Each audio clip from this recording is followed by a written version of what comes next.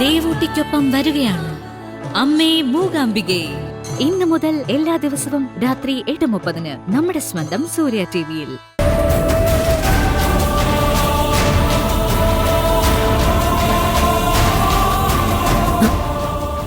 ചേച്ചി എന്തിനാ ഇവിടെ വെച്ച് കാണണമെന്ന് പറഞ്ഞത്? ക്യാബിനിൽ വെച്ച് കണ്ടാ പോരായിരുന്നോ? ഒരു പ്രശ്നമുണ്ട്. എന്താ? ടെസ്റ്റിന്റെ റിസൾട്ട് വന്നോ? വന്നു. എന്നിട്ട് സഞ്ജുവിന് എന്തെങ്കിലും കുഴപ്പമുണ്ടോ? അത് ശാലിനി നോക്കടുത്ത് വളച്ചപ്പോഴേ എനിക്ക് തോന്നി സഞ്ജു ചതിച്ച പെണ്ണുങ്ങളുടെ ശാപം അവന് ഉണ്ടാവുമെന്ന് ശാലിനി പ്രാങ്കിയതാ. സാരമില്ല ചേച്ചി, ഇതാരോടും പറയാൻ നിക്കണ്ട.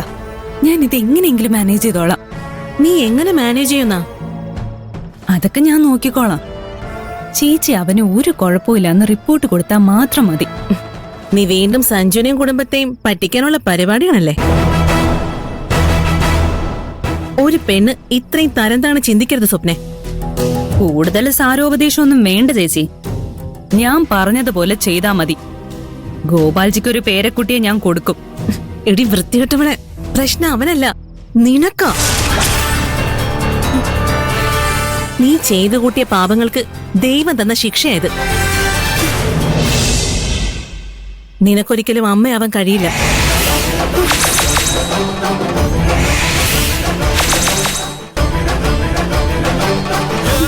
സത്യമാണോ ചേച്ചി പറയുന്നത്? പിന്നല്ലാതെ. നിന്നോട് കള്ളം പറഞ്ഞിട്ട് എനിക്ക് എന്ത് കിട്ടാനാ? ഇത് സഞ്ജു വീട്ടുകാരും അറിഞ്ഞാ എന്നെ അവിടുന്ന് പുറത്താക്കാനുള്ള ഒരു കാരണമാവും. ഇപ്പോഴും നിനക്ക് ആ വീട്ടിൽ കടിച്ചു തൂങ്ങി നിൽക്കുന്നതിനെ കുറിച്ചുള്ള ചിന്തയല്ലേ? അതെ, എനിക്ക് കുട്ടികളുണ്ടാവില്ല, എനിക്ക് മനസ്സിലായി. ഇനി ഞാൻ അതിനെക്കുറിച്ച് ആലോചിച്ച് കരഞ്ഞോണ്ടിരിക്കണോ, അതോ എന്റെ കയ്യിലുള്ള കോടിക്കണക്കിന് സ്വത്തുക്കളെ ഭദ്രമാക്കണോ? നിന്റെ കയ്യിലൊരു നയാ പൈസ പോലും ഇല്ല മോളെ. എല്ലാം ഗോപാൽജിയുടെ കയ്യിലാ. ഈ സത്യം അറിഞ്ഞ അയാള് തന്നെ നിന്നെ ആ വീട്ടിൽ നിന്ന് പിടിച്ച് പുറത്താക്കുകയും ചെയ്യും. സഞ്ജു നിന്നെ തിരിഞ്ഞു നോക്ക പോലും ചെയ്യില്ല. അതിന് അവനൊന്നും അറിയാൻ പോകുന്നില്ലല്ലോ. ഗോപാൽജി എങ്ങാനും എനിക്ക് പ്രഗ്നന്റ് ആവാൻ കഴിയില്ലെന്ന് അറിഞ്ഞ കല്യാണത്തിന് മുമ്പ് ഞാൻ പ്രഗ്നന്റ് ആണെന്ന് പറഞ്ഞതും നുണയാണെന്ന് മനസ്സിലാക്കും. എന്റെ കൂടെ നിന്ന് ഡോക്ടറും ഗോപാൽജിയെ ചതിച്ചതല്ലേ? അപ്പൊ ഡോക്ടറുടെ അവസ്ഥ എന്താവുമെന്ന് എനിക്ക് ചിന്തിക്കാൻ പോലും പറ്റുന്നില്ല.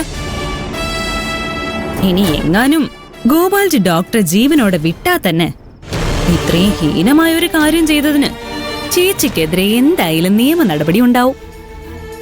ചേച്ചിക്ക് മെഡിക്കൽ ലൈസൻസ് നഷ്ടപ്പെടുകയും ചിലപ്പോ ജയിലിൽ കിടക്കേണ്ടി വരികയും ചെയ്യും. ഇങ്ങനെ നോക്കി പേടിപ്പിച്ചിട്ടൊന്നും ഒരു കാര്യവുമില്ല. ഈ കളി നമ്മൾ ഒരുമിച്ച് തുടങ്ങിയതാ ചേച്ചി.